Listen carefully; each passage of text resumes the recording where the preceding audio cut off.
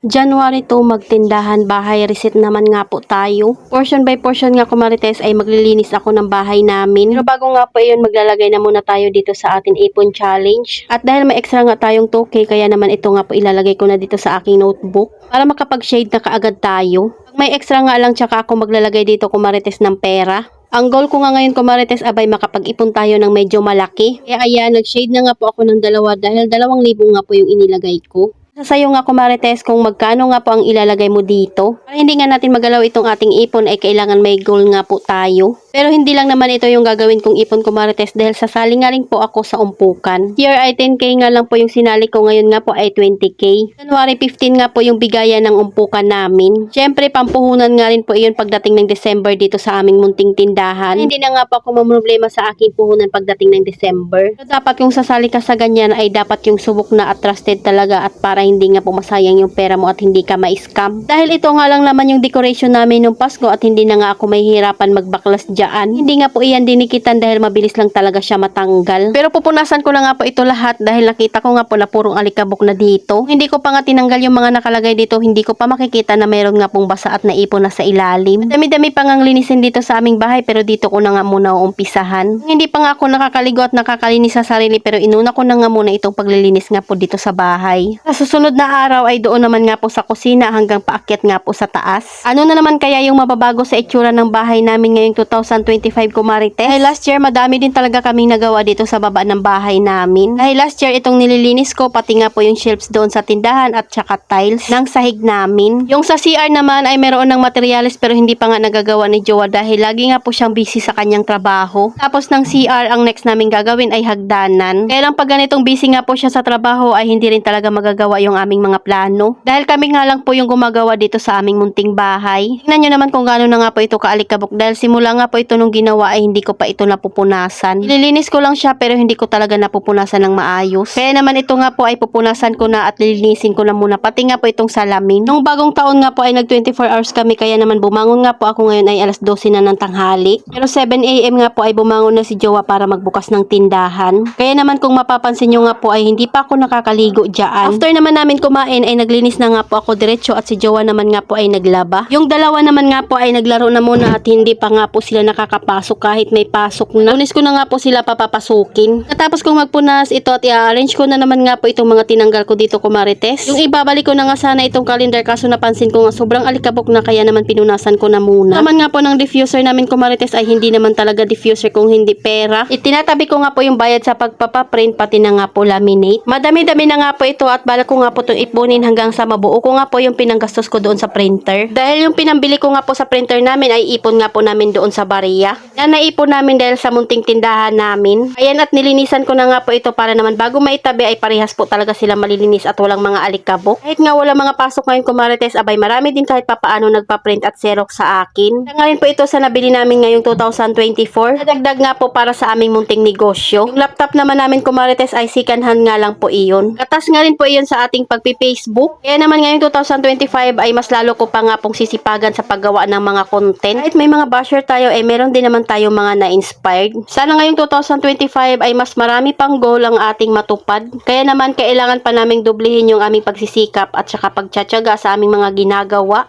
Panigurado itong taon ng 2025 ay saglit lang ito. Masarap naman maging madiskarte kaysa nga maging maarte. Ilang buwan na nga lang talaga kumarites, makakaraos na talaga kami sa aming mga bayarin. Sobrang kaunti na nga lang po iyon at matatapos na rin. O diba at nakapaglinis na naman nga po ako dito kumarites. Una ko ngang nilinis ay doon sa tindahan kanina pero hindi na nga po ako nakapag-video. Nakapag-map na nga rin po ako ng sahig. Kaya ito pinagbabalik ko na nga po yung mga tinanggal ko kanina dito. Linis na nga po, tingnan yung aming salamin at wala na nga po yung mga nakadikit dyan kanina. Kulang pa na masaya pag nakakapaglinis nga ng bahay. Nakakabawas din talaga ito ng stress pag nalilinisan mo na nga po ang iyong munting bahay. Ito na nga po yung itsura niya at natanggal na nga po yung mga decoration dyan. Ito naman nga po yung sa tindahan at makintab na naman nga po yung sahig namin. So ayun lang muna kumarites. Salamat sa panonood. Follow for more. God bless us. At sana i-share nyo na nga rin po itong aking video.